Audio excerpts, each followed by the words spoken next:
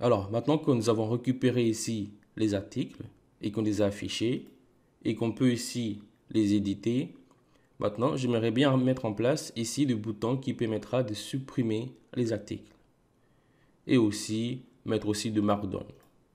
Alors, pour le Markdown, je vais utiliser ici le package Seb Markdown que j'aime bien.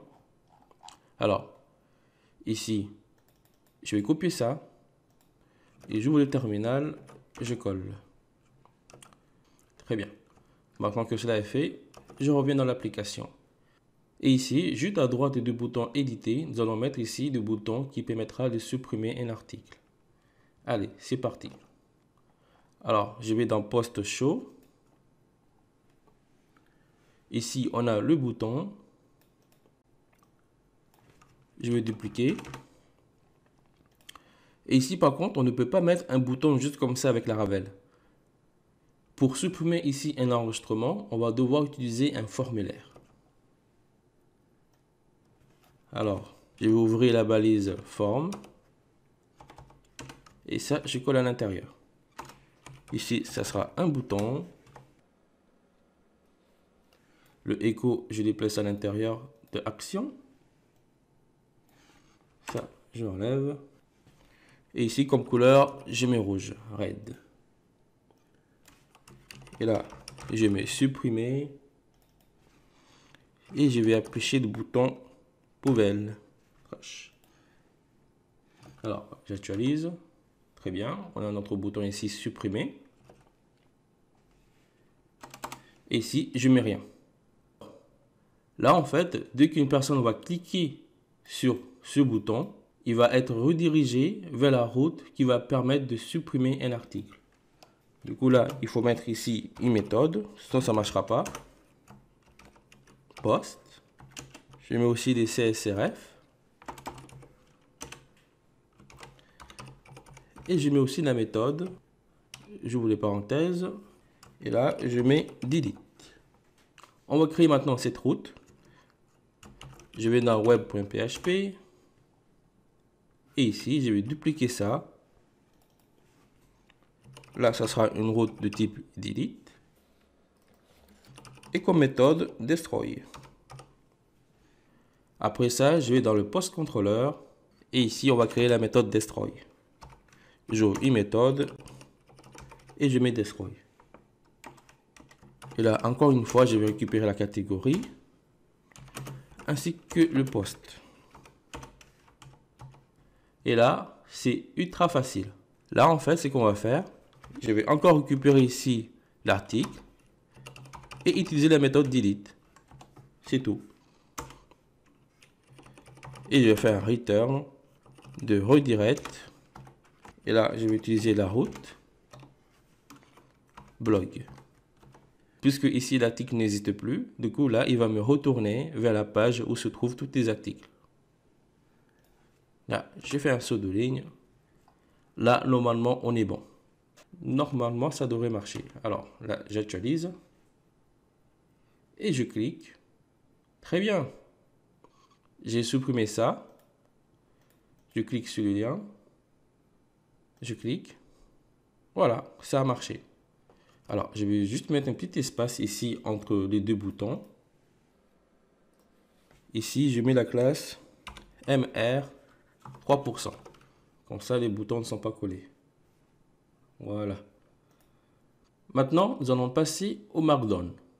Alors, si par exemple, là, je vais dans un article quelconque, ici, et que je l'édite, par exemple, là, je mets encore des sauts de ligne. J'enregistre. Là, le souci, on ne voit pas apparaître les sauts de ligne. Soit je peux utiliser de l'HTML, ou soit je peux utiliser de Markdown qui va lui en fait le parser et le transformer en HTML. Pour ce faire, il y a plusieurs moyens. Je peux soit par exemple ici aller dans le modèle post. Ici, je vais créer un getter.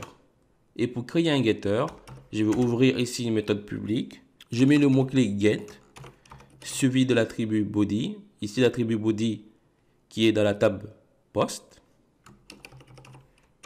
Suivi du mot-clé attribut. Et là, ici, je mets un paramètre $body. Alors ici, le $body représente ici le corps du message.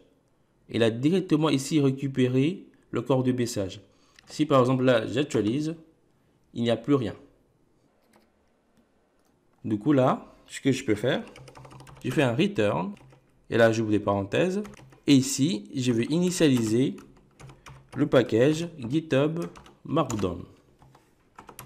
Et là, je vais utiliser la méthode packs. Et ici, je passe en paramètre le corps du message, $body. Et là, si j'actualise, et voilà. Là, on voit ici les sauts de ligne. Mais il y a un souci. Si par exemple, je l'édite, là, ici, on voit les paragraphes. Ça, c'est pas bon. Parce qu'en fait, ici, le getter va reprendre ici le corps du message et va le transformer en HTML. Cela veut dire qu'il est affecté partout dans l'application. Même si là, j'édite le message, ici, on voit les balises de paragraphes. Et ça, c'est pas bon. Du coup, ce que je peux faire, c'est je vais l'enlever. Et ici en haut, je vais enlever le namespace. Voilà. Et du coup, je vais aller dans App Service Provider. Comme pour ici, je vais également ici transférer une variable Markdown partout dans l'application. Et que cette variable Markdown va nous servir à parser ici les corps de message. Ici, je mets Markdown. Ça sera la variable Markdown qu'on va utiliser.